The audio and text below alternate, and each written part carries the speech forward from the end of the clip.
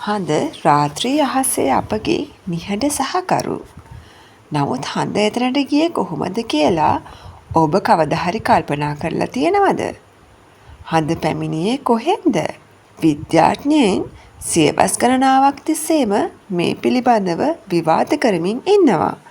නමුත් අද අපි සඳේ නිර්මාණය පිළිබඳ වඩාත් පුළුල් ලෙස පිළිගත් න්‍යායන් ගැන කතා කරමු.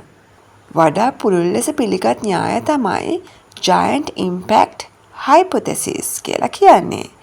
විද්‍යාඥයන් විශ්වාස කරන්නේ වසර බිලියන 4.5කට පමණ පෙර අඟහරුගේ ප්‍රමාණයට ආසන්න වශයෙන් සමාන දැවැන්ත ආකාශ වස්තුවක් පෘථිවිය සමග ගැටුණු බවයි. තීයා ලෙස හැඳින්වෙන මෙම ග්‍රහලෝකය ඇදහිය නොහැකි වේගයකින් අපේ තරුණ ග්‍රහලෝකයට කඩා වැටිලා තියෙනවා. ඒ කඩා වැටීමේ බලපෑම කොච්චර ප්‍රබලද කියලා කියනවා නම් එමගින් විශාල සුන්බුන් ප්‍රමාණයක් අභ්‍යවකාශයට විසිරීලා තියෙනවා. කාලයත් සමග ගුරුත්වාකර්ෂණය මගින් මෙම විසිරී ඇති කොටස් එකට ඇදගෙන අපගේ චන්ද්‍රයා නිර්මාණය වෙලා තියෙනවා කියලා තමයි කියන්නේ. නමුත් මේ එකම න්‍යාය නෙවෙයි.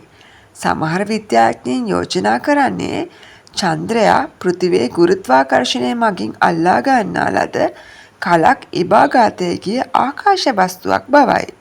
තවත් සමහරු විශ්වාස කරන්නේ චන්ද්‍රයා පෘථිවිය අසල එකම දූවිලි හා වායු වලාකුළකින් නිර්මාණය වූ බවයි.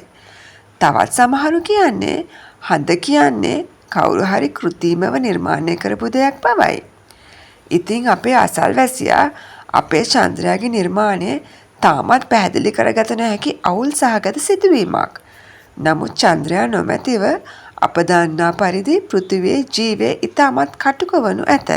චන්ද්‍රයා අපගේ ග්‍රහලෝකයේ ඇලවීම ස්ථාවර කරනවා. වඩදිය බාදිය පාලනය කරනවා. ඒ වගේම අපගේ රාත්‍රී අහස ආලෝකමත් කරනවා. සඳෙහි ආරම්භය ගැන ඔබ සිතන්නේ කුමක්ද? ඔබගේ අදහස් හා යෝජනා අපට කමෙන්ට් කරන්න.